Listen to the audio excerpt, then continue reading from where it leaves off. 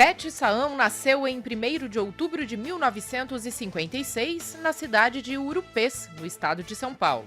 É formada em Psicologia pela Universidade Estadual de Londrina e mestre em Sociologia pela Universidade Estadual Paulista.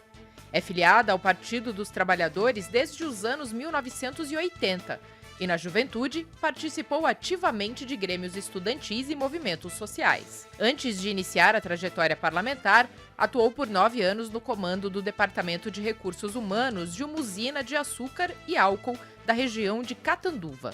Também foi professora em escolas da rede estadual no noroeste do estado. De 1997 a 2002, esteve à frente da Secretaria de Governo da Prefeitura de Catanduva.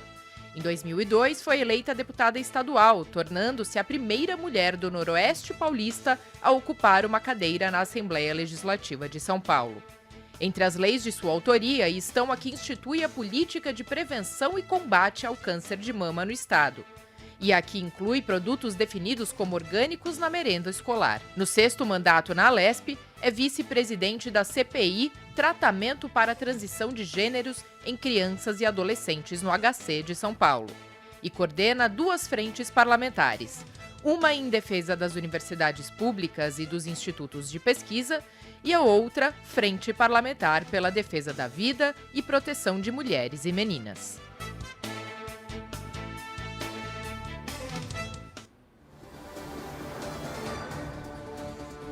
Olá, sejam todos muito bem-vindos, todas muito bem-vindas a mais um Conexão Paulista. Um programa que aproxima você das decisões políticas do nosso estado de São Paulo, sempre levando informação de muita qualidade e interesse de toda a população. O programa de hoje recebe a deputada Beth Saão, do Partido dos Trabalhadores, vice-presidente da CPI de Tratamento para a Transição de Gênero em Crianças e Adolescentes no HC São Paulo e coordenadora de 2 frentes parlamentares, uma delas em defesa das universidades públicas e dos institutos de pesquisa e a outra uma frente parlamentar pela defesa da vida e proteção de mulheres e meninas. Deputada, seja muito bem-vinda, obrigada por estar aqui. Eu que agradeço o convite. Deputada, nós separamos então aqui um trecho, mas antes preciso agradecer aqui aos jornalistas que me acompanham, Carolina Franca da Rede Alesp e Fábio Galassi do portal da Rede Alesp. Aos dois, muito obrigada pela parceria. Obrigada, Mariana, Fábio, mais uma vez aqui pela companhia nessa sabatina com a deputada Beth Saão. Obrigada pela presença, deputada. Eu agradeço. Obrigado, Mari, obrigado, deputada, obrigado, Carol, e a todos que nos assistem.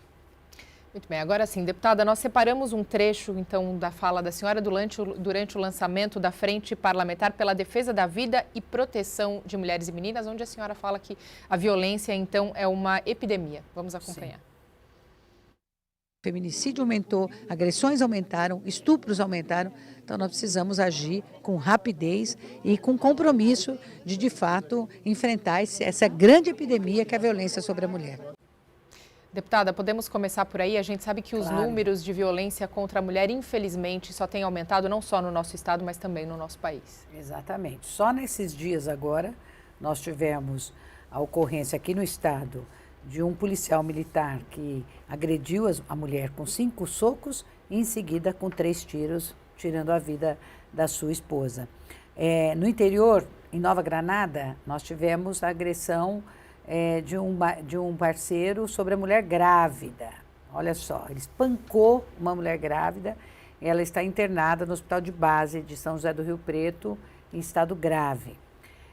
E aí tivemos também aquela fala criminosa de um professor, entre aspas, que estava dando um curso preparando pessoas para prestarem concurso da Polícia Militar, estimulando a necrofilia. O que significa isso? Significa estimulando o estupro de mulheres que morreram há poucos minutos, né? Ensinando inclusive a forma de você manter a mulher quente. Olha que isso chega a níveis insuportáveis, a violência contra a mulher, a agressão. E isso advém de uma cultura machista muito grande que nós temos, né? E que a gente não vê evolução. A gente entra ano e sai ano e a situação só vai piorando. E no estado ela piorou. E aquilo que antes era apenas na capital, nos grandes centros urbanos, hoje se interiorizou. A violência contra a mulher hoje, ela está presente em muitos municípios. Não importa mais se o município é pequeno, se é médio, se é grande. Acontece a violência em qualquer um desses municípios. Portanto, ela está capilarizada no Estado, é só ver os números, inclusive. O número de estupros, segundo o Fórum Brasileiro de Segurança Pública, está sendo maior no interior do Estado do que na capital. Então, enquanto homens encararem as suas parceiras, as suas companheiras, porque a grande maioria dessa violência que acontece contra a mulher, ela acontece por uma pessoa próxima da mulher, como objeto, como uma propriedade do seu desejo, a gente não vai ter essa redução em níveis que nós gostaríamos, né? Até poder eliminar todas as formas de violência contra a mulher. E mais do que isso, que agrava esse cenário, é que nós não temos investimento no setor. E como é que você implanta políticas públicas voltadas para a redução da violência da mulher se não tiver dinheiro? É muito difícil. O governador tirou recursos vultuosos das delegacias de defesa da mulher. Nós tivemos menos de 25% do que estava orçado, executado. É muito pouco. É muito pouco. Se você vê o orçamento da Secretaria de Políticas para as Mulheres, é pífio. Não dá para fazer nada. Acho que não dá nem para pagar o salário dos servidores que lá estão. Portanto, delegacias da mulher que foram juntadas com delegacias comuns, né, o que isso vai contra a ideia inicial, quando foram criadas as delegacias de defesa da mulher, que deveriam ser espaços exclusivos para as mulheres, inclusive formado por mulheres, né?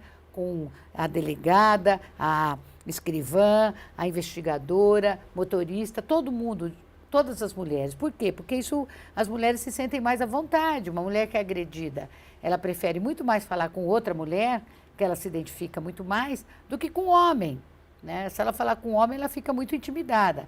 Além do que de centenas de relatos que a gente sabe de homens que duvidam quando as mulheres chegam estupradas, quando elas chegam agredidas, né, que acabam revitimizando as mulheres mais uma vez, culpando-as por esta prática criminosa. De modo, e essas delegacias hoje, em sua maioria, estão sucateadas. Aquilo que deveria acontecer, como, por exemplo, o funcionamento 24 horas, das 140 delegacias que nós temos no Estado, apenas 11 funcionam 24 horas de forma ininterrupta, inclusive sábados, domingos e feriados, das quais 7 na capital e 4 aqui, numa região, num raio de 100 quilômetros de São Paulo. Nós precisaríamos ter isso, muito mais delegacias do que nós temos, com uma estrutura adequada para poder receber mulheres vitimizadas e com funcionamento ininterrupto. E algo que não acontece. Eu aprovei um projeto aqui, por unanimidade, para depois, algumas semanas depois, ser vetado pelo ex-governador João Dória. E eu lamento isso, porque é a impressão que nós somos cidadãs de segunda categoria e que não merecemos receber atenção por parte do poder público, né? Sendo que nós somos maioria, seguramos muitas vezes a barra desse país, desse Estado, da onde nós estamos, e não merecemos o respeito do que diz respeito desculpe o trocadilho, às políticas públicas no nosso Estado, porque políticas públicas requerem investimentos, e nós não estamos observando isso, seja no orçamento já executado, seja naquele que está por vir. Carolina Franca. Deputada, a senhora trouxe aqui, né, a questão da delegacia das mulheres terem como profissionais, então, delegadas, as PMs e também atendentes mulheres, para que essas mulheres se sintam mais à vontade. Ninguém mais do que as próprias mulheres conseguem ter uma visibilidade melhor das suas demandas, né? Sem dúvida. Então, deputada, você está aqui no seu 6º mandato. Essa é a legislatura com o maior número de mulheres aqui na Assembleia Legislativa. A senhora acredita que ainda precisa se caminhar? A gente teve na legislatura passada, a senhora não estava presente, mas a deputada Érica Malunguinho, a primeira mulher trans a ocupar uma cadeira aqui no Legislativo Paulista. Como a senhora visualiza o aumento dessas mulheres aqui nesses cargos de poder e se essa luta vem melhorando com a presença de vocês aqui no Parlamento? É muito relativo isso. A presença de mulheres é sempre importante. Nós deveríamos estar ocupando aqui mais da metade das cadeiras, se fosse respeitada a proporcionalidade do número de eleitoras que nós temos na sociedade. Nós somos 52% do eleitorado. Daqui a pouco seremos mais, né? Porque nascem mais mulheres, enfim, uma série de razões. Mulher vive mais, também segundo o censo, o último censo. Mas isso nos agrada? Nos agrada. Só que nós precisamos ter mulheres também que participem mais efetivamente dessa luta. Não basta só ser mulher, precisa ser mulher também comprometida em avançar no que diz respeito à igualdade de gêneros. E aí a gente tem que pensar na redução da violência, a gente tem que pensar no assédio moral e sexual. Amanhã, essa semana, nós vamos trabalhar com o lançamento de uma campanha que vai ser feita pela Organização Internacional do Trabalho, aqui na Assembleia, exatamente para tratar do assédio no trabalho, que é muito grande, e que fica meio invisibilizado, né? A gente não acompanha muito isso. Por isso que é importante esses debates. A participação da mulher na política, os salários iguais, quer dizer, a gente tem na violência um aspecto que é doloroso e que precisa de um tratamento urgente, vamos dizer, uma política urgente, porque, como eu disse, é uma epidemia. Mas tem outros aspectos também no que diz respeito à questão de gênero que precisam da mesma atenção, e precisa do envolvimento das mulheres nisso também, né? E a gente sente que, às vezes, muitas mulheres acabam ficando muito subordinadas aos seus parceiros. Então, vamos lá, vamos participar na política, vamos se filiar a algum partido, saiam candidatas. Ah, mas eu preciso pedir para o meu marido, isso e aquilo. Na hora que o marido normalmente decide ser candidato ou participar de um partido político, eu tenho muitas dúvidas se ele vai pedir autorização para a sua parceira. Então, tudo bem, eu acho que quando a gente vive com alguém, a gente tem que partilhar tudo, né? Mas, acima de tudo, tem as vontades pessoais, que também precisam ser respeitadas. No caso das mulheres, a gente sabe que isso não é tão fácil assim.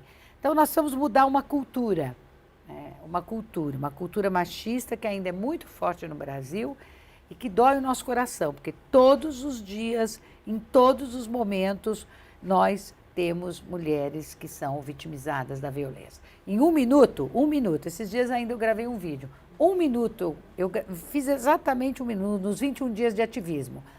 Eu fiz exatamente a gravação em 1 minuto. Falei, tá vendo? Esse 1 minuto aqui, nesse 1 minuto, 35 mulheres foram agredidas no país. É muito alto, né? É muito alto. Então, se você multiplicar isso pelos minutos que compõem o dia, é só fazer essas contas e ver quantas mulheres são agredidas diariamente no Brasil. E isso é fruto de um processo que precisa mudar, desde a educação, né? E quando a gente fala nisso, a gente fala da criança que entra na escola, que já tem que entrar, tem que ser trabalhado essas questões na escola, e passando pela cultura, por outras áreas também que são igualmente importantes. Todas essas questões que a senhora está falando, a senhora é formada em psicologia. Eu sou. Tem mais de 200 projetos de leis apresentados aí nessa sua trajetória. E a questão da mulher, ela está inserida numa bandeira maior, vamos dizer assim, que a senhora sempre defendeu na sua trajetória até agora, que são os direitos humanos. Isso. Eu queria que a senhora falasse um pouquinho sobre o seu trabalho, a sua atuação, a sua luta incansável pelos direitos humanos. Sim. Aqui foi criada uma comissão temática, né, permanente da mulher. Eu acho isso muito importante. Mas isso não impede, pelo contrário, a questão da mulher, da violência principalmente, e de tantas outras violações, ela também pode estar sendo abordada na Comissão de Direitos Humanos, né, da qual eu já fui presidente, etc., e hoje sou membro. Então, acima de tudo, é um problema de direitos humanos. Então, ela também tem que estar contemplada na política nacional de direitos humanos. Eu tenho conversado, inclusive, com o ministro Silvio Almeida, já fiz algumas agendas com ele, e eles têm procurado implementar políticas voltadas para esse setor também. Às vezes as pessoas acham equivocadamente que direitos humanos é apenas proteger bandido. Não é isso. É também que não é proteger bandido, mas é permitir que os bandidos também tenham os seus direitos estabelecidos na lei, só isso. Né? Você não pode sair por aí matando as pessoas. As pessoas têm que ser investigadas e, se for o caso, presas. Né? Para isso tem a lei. Né? Mas, então, os direitos humanos, eles são muito amplos. Né? Você tem que pensar o direito humano da criança, direitos humanos da mulher, direitos humanos do idoso, que é uma área também que ainda nós somos extremamente deficitários, vamos dizer. Nós estamos aumentando a população idosa e nós não temos a contrapartida de políticas voltadas para esse segmento.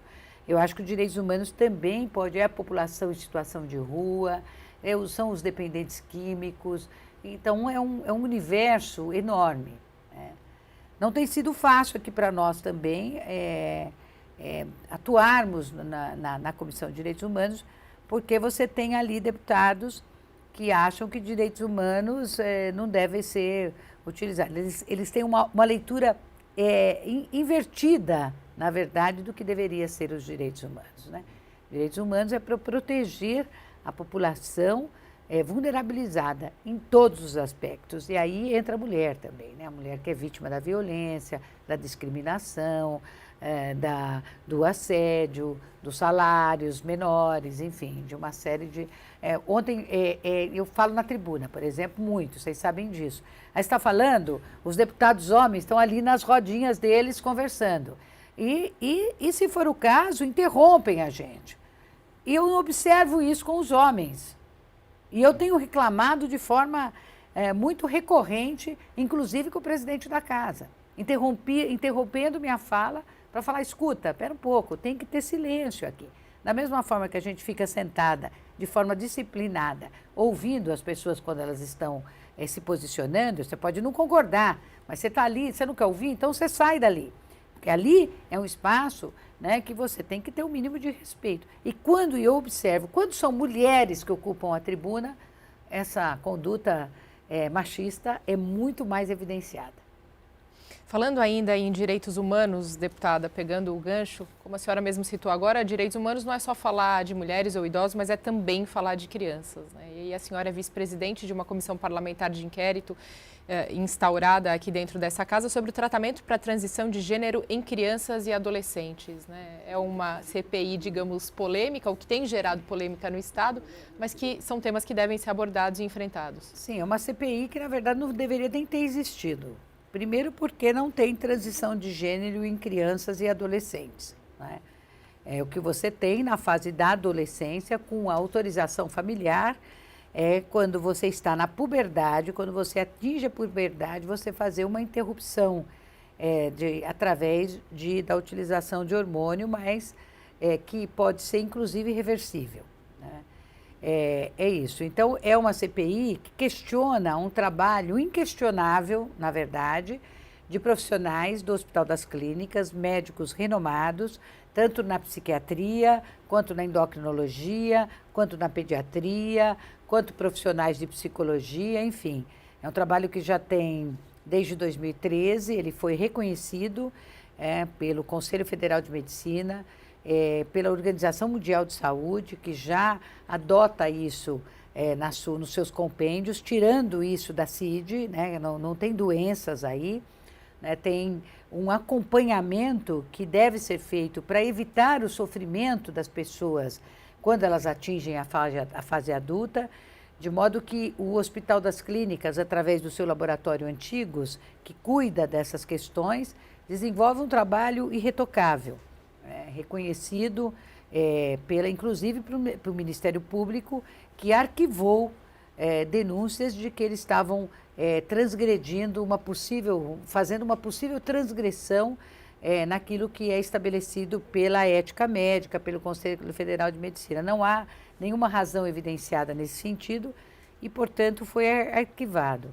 Então, aqueles que são contrários a esse atendimento não tem nenhum estudo que comprove isso, estudo científico, ao contrário daqueles que adotam esse acompanhamento médico, que é fundamental para reduzir o sofrimento das pessoas que têm identidades de gênero de uma outra forma, diferente daquelas que elas nasceram.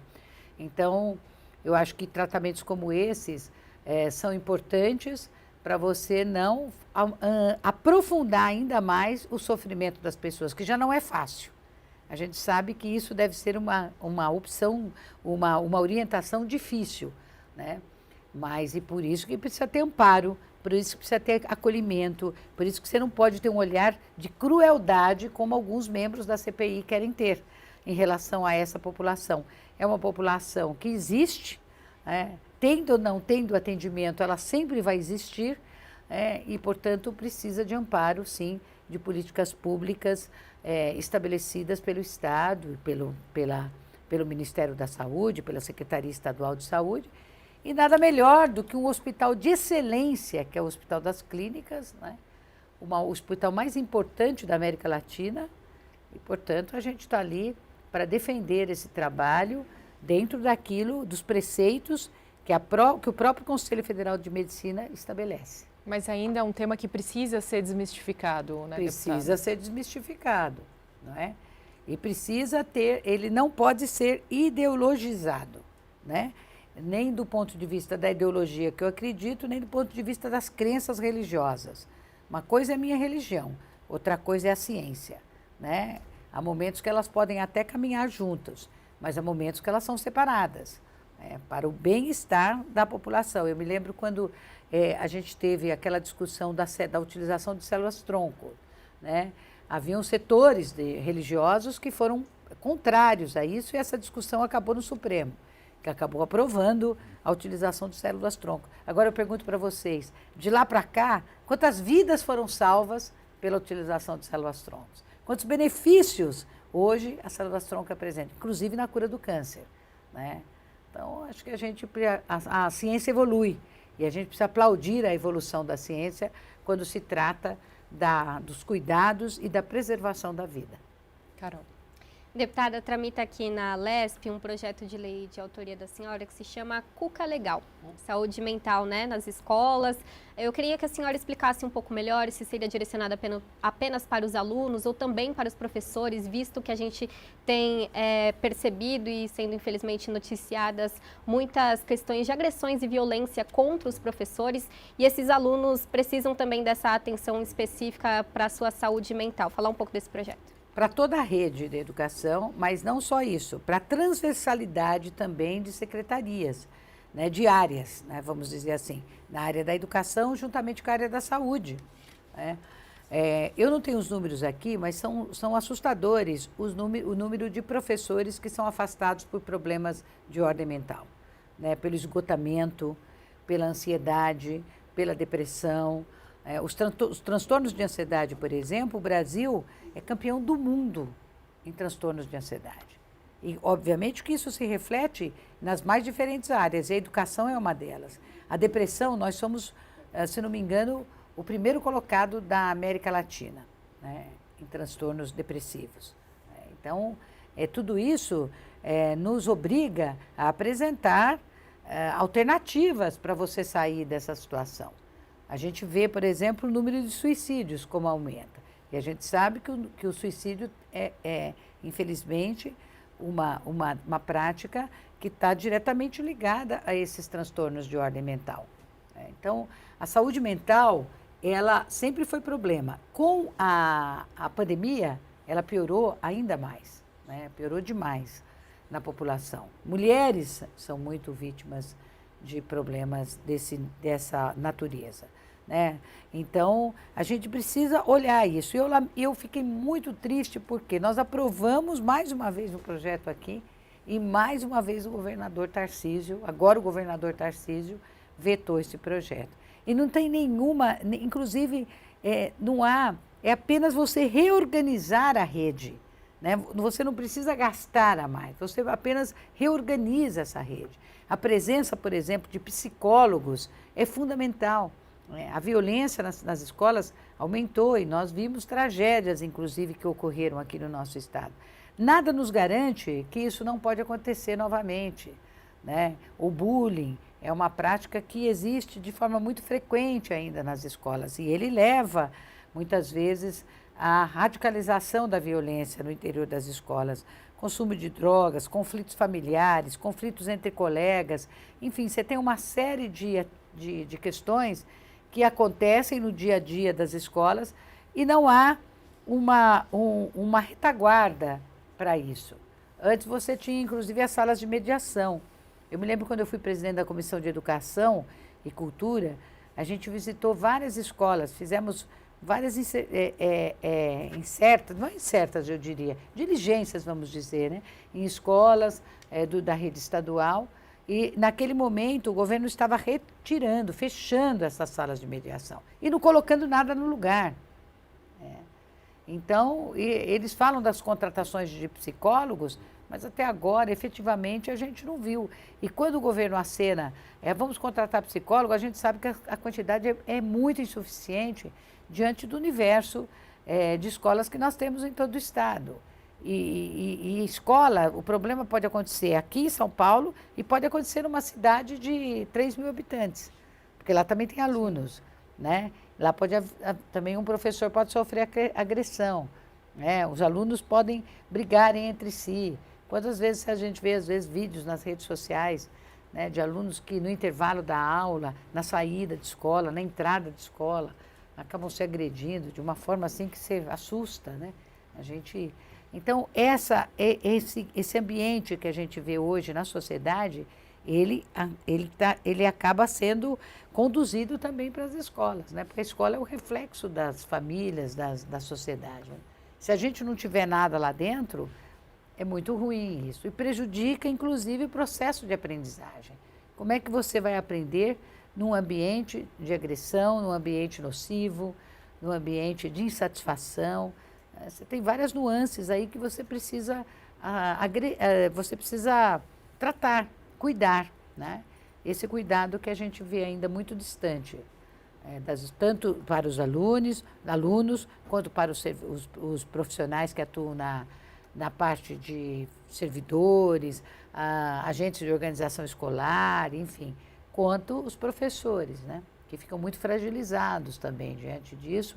E também chega a um esgotamento, né? Porque não é fácil. Às vezes, eu já fui professora efetiva, concursada do Estado.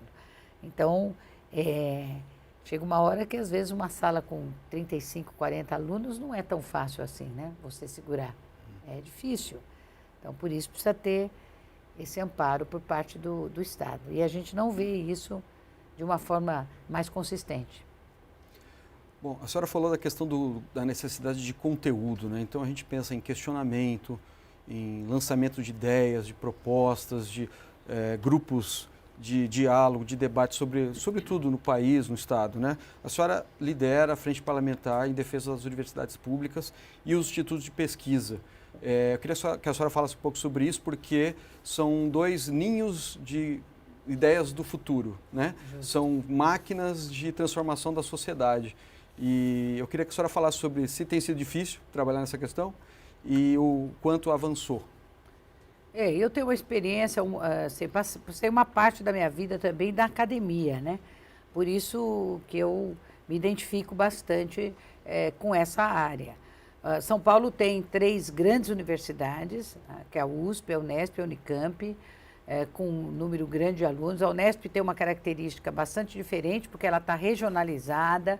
Inclusive, o perfil dos alunos hoje também mudou bastante. Hoje você tem alunos mais pobres, você tem alunos pretos, né, num percentual que até pouco tempo atrás a gente não tinha, graças às cotas, né? A Unesp foi a primeira universidade pública do Estado a abrir para as cotas. Depois veio a Unicamp e, por fim, a USP. E isso mudou bastante o perfil das universidades, graças a Deus, né? Hoje elas são mais inclusivas. E muita gente duvidava e achava que, não, vai entrar esse pessoal que vem da escola pública, principalmente a elite, né, que sempre foi egoísta nesse país. E vai piorar a qualidade de ensino, muito pelo contrário. Hoje a USP está entre as 200 melhores universidades do país, segundo o último ranking. Então, e produzem conhecimento, produzem ciência, produzem inovação tecnológica. E isso é o que talvez uma das questões que ainda precisa ser melhor trabalhada. Esses dias eu dei uma entrevista para um pessoal da USP, e falei exatamente isso, é você aproximar essas descobertas, esses conhecimentos, esses benefícios que são descobertos na universidade para as comunidades. Acho que isso é que ainda falta, né? A universidade pode e deve contribuir muito mais ainda, né? Agora, ela é uma criação de ideias praticamente contínua. Isso vale para as universidades federais também. Aqui no estado nós temos uma Unifesp, a UFSCar, né? São universidades extremamente tradicionais. Então, eu faço isso assim com muita convicção, de que é preciso, eu não digo, talvez esse termo que eu vou usar pode ser um pouco amplo, mas popularizar esses trabalhos que são realizados na universidade. É claro que a gente sabe que muitas vezes esse copo que está aqui, ele pode ser fruto de uma pesquisa. E hoje a gente precisa mais do que nunca das universidades e da pesquisa, porque você tem uma crise climática, por exemplo, que afeta o mundo inteiro, né? As universidades estão trabalhando com energias alternativas, como, por exemplo, o hidrogênio verde. E não é só a universidade, aí entram os institutos. Por exemplo, o IPT, o Instituto de Pesquisas Tecnológicas, ele também está trabalhando com a questão do hidrogênio verde, que vai contribuir muito para a redução da poluição. Imagina isso em nível do mundo. Se você pegar a saúde, você vai ver que o Instituto Butantan foi responsável pela produção da Coronavac, numa época onde nós não tínhamos vacina e as pessoas estavam morrendo de penca, né? Nós tivemos mais de 720 mil mortes no país. Aí, quando veio a vacina, já foi um alento importantíssimo para o Instituto de Pesquisa, que funciona muito bem, né? Isso podemos citar um Instituto de Zootecnia, um Instituto de Pesca, um Instituto Biológico, um Instituto de Economia Agrícola. São 17 institutos, eram mais, né? Infelizmente, alguns foram vendidos e outros foram fundidos. 3 institutos foram fundidos num só. Então, é mister que a gente tenha recursos para esses institutos. O que acontece? Os pesquisadores se aposentam, o governo não autoriza a abertura de concursos. Então, aquilo vai ficando sucateado, aquela estrutura. Não tem pessoal, mais porque não abre concurso, não tem recuperação salarial, porque eles ficam anos e anos e anos, coitados, sem um reajuste salarial. As condições de trabalho são precárias. Você vai, às vezes, vamos citar aptas, né, que são aquelas fazendas experimentais hoje, que são amplas, que trabalham com pesquisas na área da agricultura, podendo dar um suporte importantíssimo para os assentados, a agricultura familiar. A gente não pode esquecer que a nossa mesa de alimentos, 70% desses alimentos que nós comemos diariamente vem da agricultura familiar. Então, a gente precisa fortalecer. Então, eu coloco na LOA, né, coloco primeiro no orçamento, na Lei de Diretrizes Orçamentárias, agora nós estamos colocando na Lei Orçamentária Anual, inclusive pedindo ajuda para a FAPESP. A FAPESP, que é a Fundação de Amparo à Pesquisa do Estado de São Paulo, ela tem um orçamento bastante robusto, não é? Ela é a prima rica, eu brinco com eles, falo que é a prima rica. Então, a FAPESP tem colaborado, né? Houveram anos onde ela usou uma parte do seu orçamento para distribuir em recursos para os institutos. Mas, de qualquer modo, é fundamental que a gente crie uma política estadual de ciência, tecnologia e inovação nesse estado. A gente tem que trabalhar nisso através dos conselhos, né, que é o CONCIP e o CONCIT, que são conselhos que estavam parados há anos, né? Eles criam um conselho e o conselho não funciona.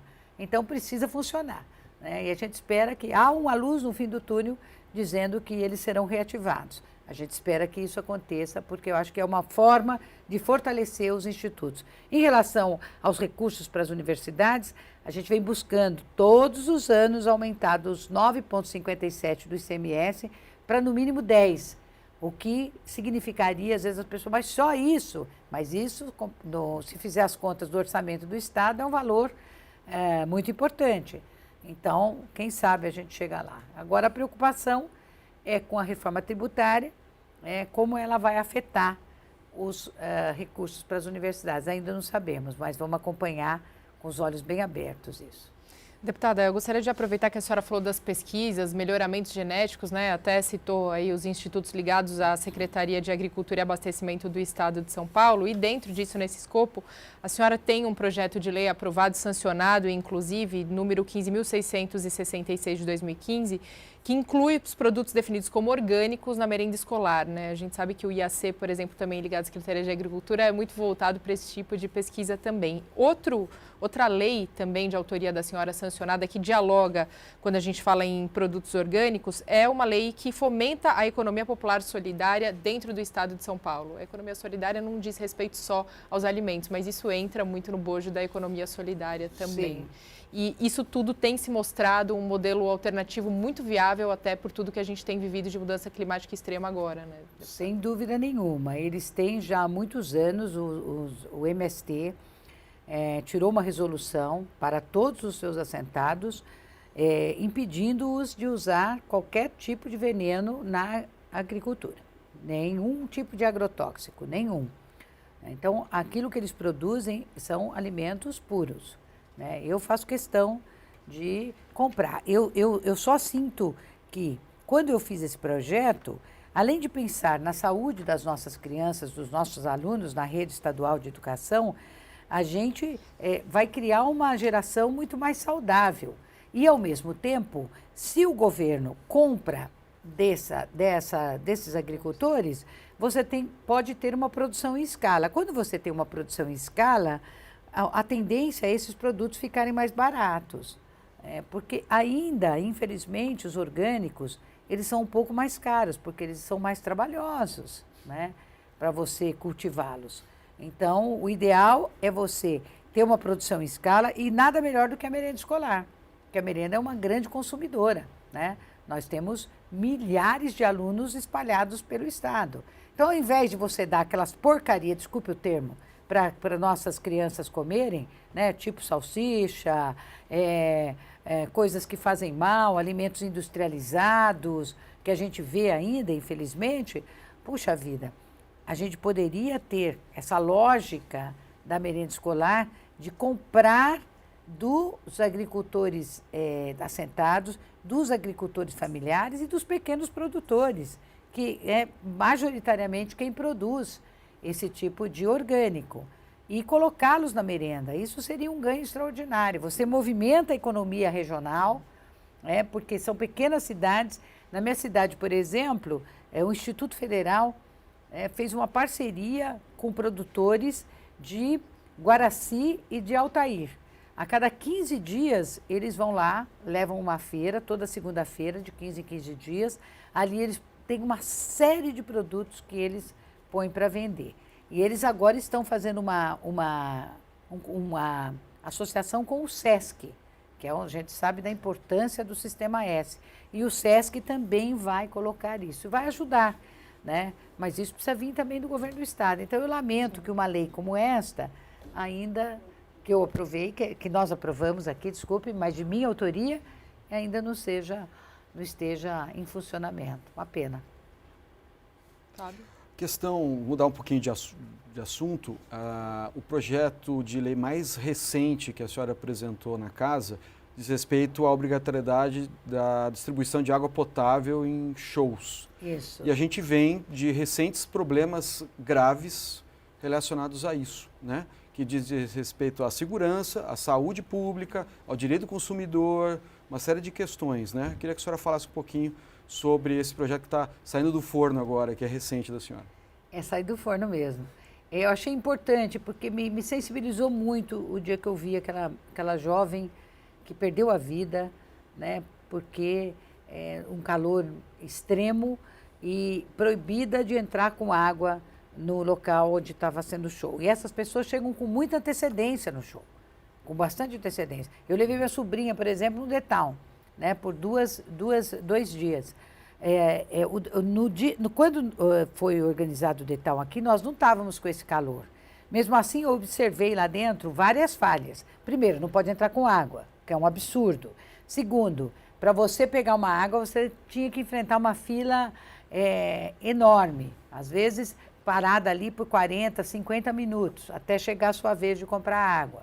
Né? E imagine num lugar onde o calor é enorme, as pessoas chegam cedo, porque os shows às vezes começam 2, 3 horas da tarde, né? Ficam desprotegidas, embaixo de um sol tremendo, e por ganância de quem está organizando, e os patrocinadores daquele evento não ter água, que isso? Isso é um absurdo. O ministro Dino, na época, como ministro da Justiça, tomou uma série de medidas exigindo algumas questões que fossem adotadas imediatamente. Não sei se foram, né? Mas, enfim, tem que punir os responsáveis, pena que a minha lei não tem esse alcance, né? E nem podemos, porque somos deputados estaduais, né? Mas dá para a gente fazer isso em São Paulo, quer dizer, São Paulo, que é uma cidade que tem muitos eventos, você tem agora o The Town, que já falaram que vão fazer em 2025, tem o Lollapalooza, né? Tem um outro agora que também saiu, não me lembro o nome. Primavera Sound. Primavera Sound, exatamente. Então são eventos grandes, de grandes portes, com muita gente, né?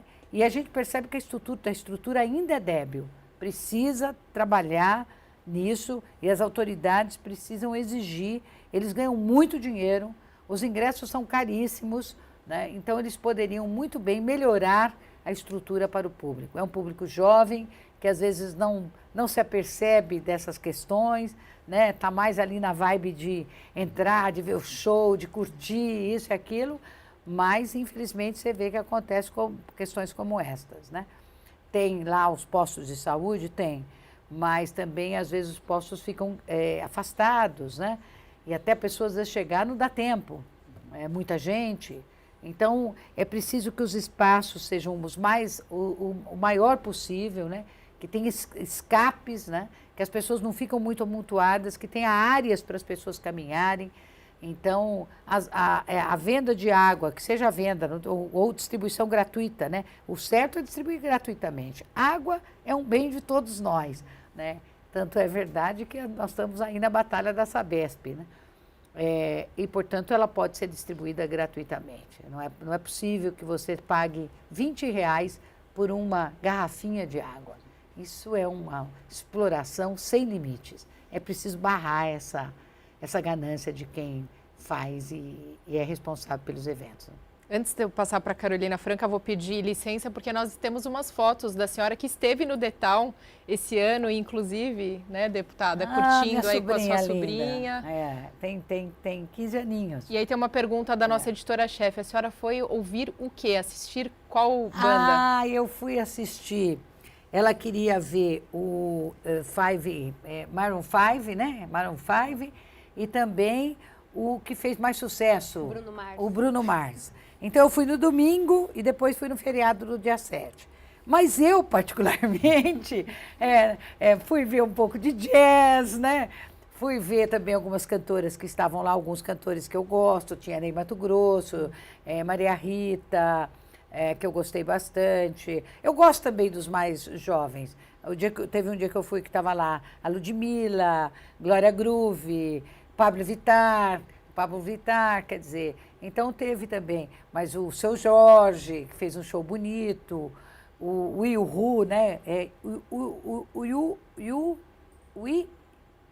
é um cantor eu americano, muito bom, fez um show maravilhoso, eu não o conhecia, mas foi um show tão bom que acho que ele foi contratado para o Rock in Rio, para fazer o Rock in Rio. Então, o menino lá que trabalha que é o maior DJ o Alok, né? Então, minha sobrinha ela que fez a lista do que nós faríamos, porque são vários palcos, né? Então, você tem muitos shows que acontecem simultaneamente, né? Então, você tem que fazer algumas escolhas. O Ivan Lins, esse já é mais da minha geração, né? Então, teve também, isso é importante, né? Porque muitos pais, muitos tios vão levar os sobrinhos, os filhos, né? Acompanhá-los. E é claro que os gostos são diferentes, né? Então a gente precisa entrar um pouco na deles, mas também eu falei para ela, eu fiz um acordo com ela, eu falei, eu te levo, mas eu também quero ver meus shows. Então a gente conseguiu compor. E, deputada, nesses eventos, né, e shows, principalmente que o público, né, voltado é justamente jovens e adolescentes, né, a senhora tem uma lei justamente que estabelece mensagens educativas sobre o uso indevido de álcool e droga nesses locais, né? Justo. E também outra lei que cria um fundo estadual de combate ao consumo de bebidas alcoólicas por jovens e adolescentes. Exatamente. A gente sabe que nesses festivais o acesso é mais facilitado, nem sempre na hora de comprar é pedido RG ali, nem sempre estão acompanhadas pela tia ou pelos responsáveis, né? Então a importância dessas leis. É muito importante, né? Por exemplo, tem aqui, virou e mexe aqui na Assembleia, vem projetos para liberar a venda de bebidas alcoólicas em estádio. Eu vou sempre votar contra, sempre, quero deixar isso muito claro. Sem bebida alcoólica, o estádio já pode virar um ringue, né? Às vezes a gente observa, agora mesmo, vocês viram no jogo do Brasil com a Argentina, vocês viram, né? Uma violência absolutamente desnecessária. Imagine, tudo bem, você pode falar, mas as pessoas bebem lá fora. Tudo bem, mas são 2 horas, 3 horas que ela vai ficar sem beber lá dentro. Então, eu sou terminantemente contra, né?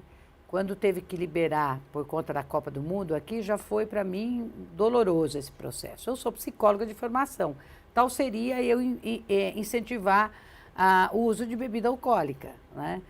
Para adolescentes. E a gente sabe que hoje, quanto mais jovem, às vezes, a utilização de bebidas alcoólicas começa muito cedo. Se a gente não tiver alguns limites nisso, algumas restrições, é muito complicado. É muito complicado.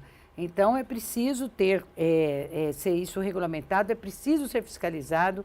Eu acho que a fiscalização ainda é insuficiente. Você tem razão quando você fala que, por exemplo, nesse festival de tal, tinha lá pessoas que eles põem uma máquina nas costas, né?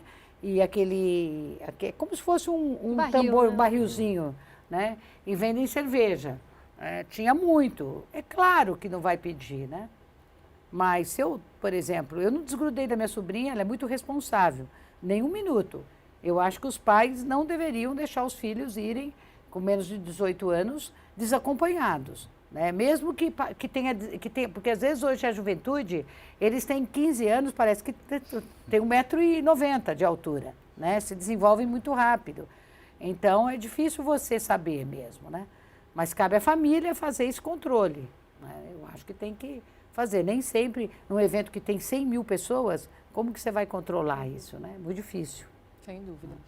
Deputada, para que nós possamos finalizar, eu gostaria que a senhora deixasse uma mensagem, então, ao final do programa, para quem nos acompanha, sobre a sua luta na Assembleia Legislativa após 6 mandatos. E agora, né, estamos fechando aqui mais um ano legislativo na Assembleia Legislativa, aqui na Alesp. Então, uma mensagem. Bom, primeiro que as pessoas podem continuar contando com o trabalho da gente, né, de uma forma muito séria, muito comprometida, para melhorar a vida da população paulista em todos os seus aspectos e na defesa intransigente dos interesses dessa população, né? A gente tem a crença de que o Estado não precisa estar em tudo, mas precisa estar naquilo que é mais importante. O Estado precisa investir na saúde, precisa investir na educação, na segurança pública, na moradia, no cuidado com as pessoas mais vulnerabilizadas. Essa cobrança do meu mandato, ela é incessante.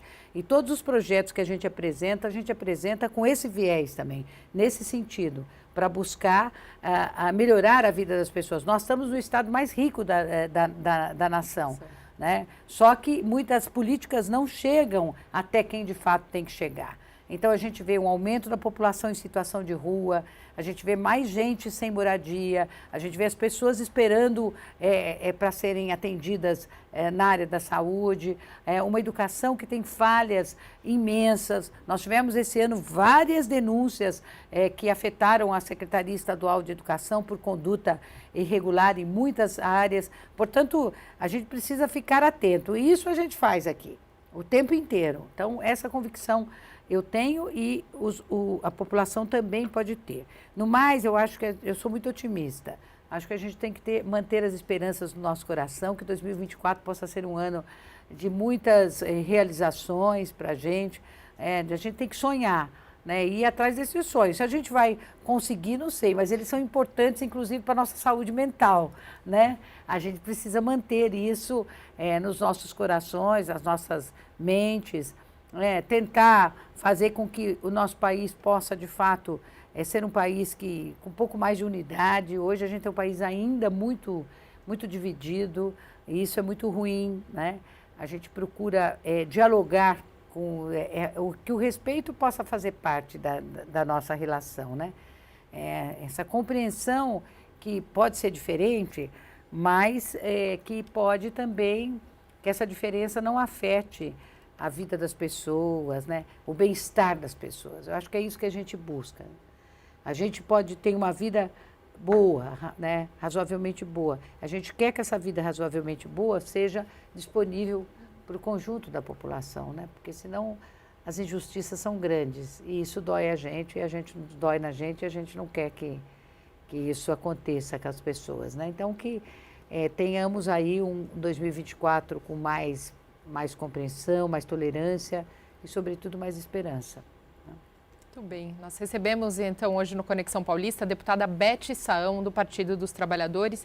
Deputada, mais uma vez, agradecendo demais o seu tempo, a sua disponibilidade. Eu que agradeço. Obrigada, Carol. Obrigada, Fábio. Obrigada, Mariana. Muito obrigada e que vocês também tenham um ano espetacular aí pela frente. A todos nós. A você, então, que nos acompanha de casa, os nossos agradecimentos e nossos agradecimentos especiais também aos jornalistas que nos acompanharam hoje, Carolina Franca e Fábio Galassi, por tocar aqui o programa de hoje tão bem comigo. Muito obrigada. Todas as quintas-feiras você já sabe, né? Nós temos um encontro marcado a partir das 9 horas da noite, sempre uma entrevista exclusiva aqui no Conexão Paulista. Muito obrigada pela conexão, também pela conexão e pela companhia. Eu te espero no próximo programa.